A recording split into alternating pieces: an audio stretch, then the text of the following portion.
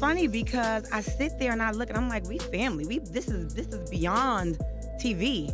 So I'm not gonna allow myself to disrespect you, your children, your mother, your man. What was supposed to be an uplifting Instagram live turned into an emotional roller coaster, and fans are still trying to piece it all together. Yandy Smith jumped on her usual evening live stream, probably thinking she'd share a little inspiration, talk about life, and connect with her followers like she always does. But things went off the rails almost immediately. She looked upset. Her voice shook. And within seconds, tears started streaming down her face. You could tell it wasn't just for show. This wasn't one of those fake breakdowns we sometimes see online. Her pain felt real.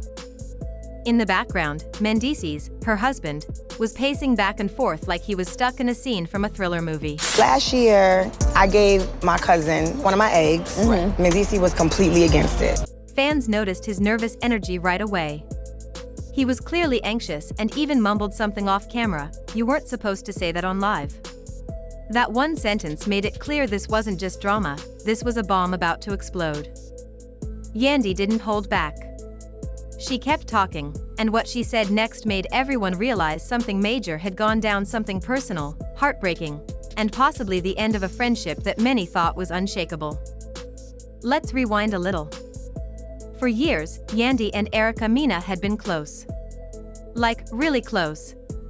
They weren't just co-stars on Love and Hip Hop, they looked out for each other, took spa trips together, matched outfits, and even called each other sisters on Instagram.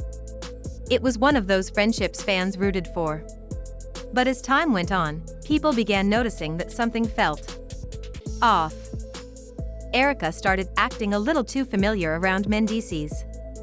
It wasn't just friendly vibes, it was in the way she lingered when he spoke, the secret glances, and even how often they seemed to run into each other when the cameras weren't filming. Sometimes when you see, my money might be a little different. I might have to do some strange things for some change.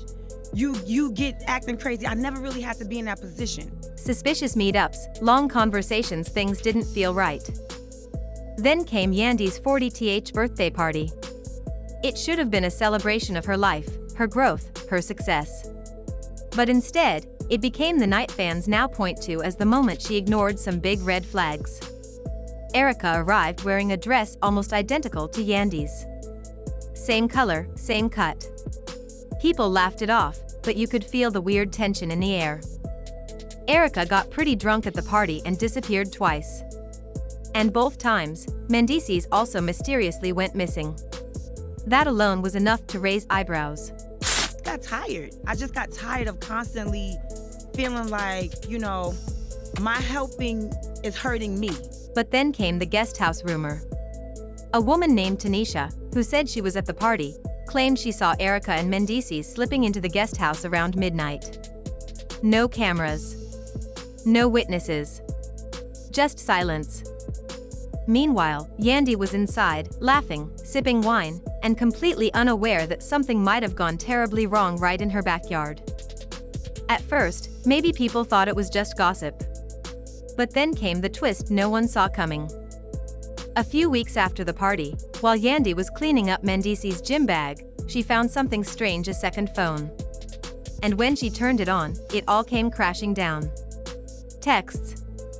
Photos. Voicemails. All of them from other women. But the message that hit the hardest was a voice note from Erica herself. In it, she said, "She doesn't know how to love you right, baby. You deserve better." That wasn't just shady, it was calculated. Erica knew exactly what she was doing. And this wasn't the only message. Other women had been texting that phone too, all with the same flirty, emotional tone. Then came more receipts. A woman named Shay from Miami posted screenshots of her DMs with Mendeecees, along with flight confirmations and hotel selfies from February, the same weekend he told Yandy he was on a business trip. It wasn't hearsay. These were actual boarding passes and pictures to prove it. And as if that wasn't enough, a production assistant from the Love and Hip Hop set leaked full messages between Erica and Mendeecees. One message from Erica said, "She's too busy playing wife on Instagram to notice you're unhappy." That one line shook fans to the core. This wasn't just a cheating scandal. It was a betrayal by someone Yandy trusted like family.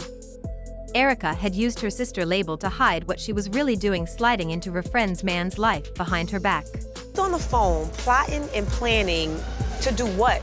To come up with stories to say that you're cheating on your husband or he was cheating on you, to basically break your family up. Soon, social media exploded. Once a clip of Yandy's emotional live stream made the rounds, everybody had something to say. Reality TV vet Tahiri commented under a blog post, bluntly saying, "Y'all act like this is new. That man was foul." She didn't name names, but everyone knew what she meant. Then Kimela posted a selfie with the caption, "Loyalty only goes so far sometimes, that ride or die energy gets you played." And Rama, a newer face in the scene, tweeted, "A woman can only hold a man down for so long before she realizes he's just dead weight." These statements hit hard and fans started looking at Yandy and Mendeecees' whole relationship differently. Meanwhile, TikTok sleuths got to work. One creator matched up hotel receipts, Instagram posts, and DMs from the night of the birthday party. Another pulled old reunion show clips where Erica had made shady comments that suddenly didn't seem so harmless. Stuff like, "She's always trying to be perfect," or, "Some people just want to look good for the camera." Back then, those seemed like petty digs. Now, they felt like clues. Fans began comparing outfits, backgrounds in photos, even sneakers that Erica and Mendeecees wore in pictures posted hours apart. Was it solid proof? Not really. But people didn't need full evidence anymore, the vibe was loud enough. The internet wasn't just reacting, they were rewriting the entire history of Yandy and Mendeecees' relationship. As for Mendeecees, he's gone quiet. No statement. No Instagram live. No post saying "don't believe everything you see." Word is, he's hiding out at a cousin's place in Jersey. But fans aren't buying the silence, it feels like guilt. Yandy, on the other hand, pulled in her team fast. Lawyers, PR reps, crisis managers. She's staying quiet for now, but you can tell she's waiting for the right moment to speak her truth. And Erica? She didn't deny anything. Instead, she posted a black and white selfie with the caption, "Grown women do grown things." That line sent people into a frenzy. No apology. No defense. Just silence mixed with shade. And that leaves one final question. Was this the first betrayal? Or just the first time Yandy found out? Because things like this don't just happen overnight. They grow in silence. Behind smiles. Behind cis captions. Behind closed doors. Now that it's all out in the open, there's no pretending anymore. This wasn't just drama, it was a full-blown unraveling of trust, friendship, and love. So, what do you think? Is Yandy done for good? Can this ever be fixed? Or is this the final chapter in a story that's been falling apart for a long time? Let me know in the comments, because this tea is still hot, and we've only just started sipping.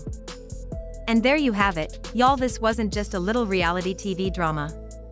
This was a full-on collapse of what we thought was one of the strongest friendships and relationships on screen. From late-night guest house rumors, to burner phones and voice notes, to leaked DMs and cryptic captions, it all played out like a real-life soap opera, only messier. The saddest part? This wasn't just some tabloid headline. This was raw emotion, real tears, and deep betrayal. Yandy didn't go live to get sympathy or start drama, she went live thinking she could inspire people. But instead, her whole world started unraveling in front of thousands. And while Mendeecees has gone completely silent, no posts, no lives, not even a denial, his quietness is speaking volumes. Meanwhile, Erica seems to be leaning into the role of the villain, posting shady quotes and acting completely unbothered. No apology. No clarification.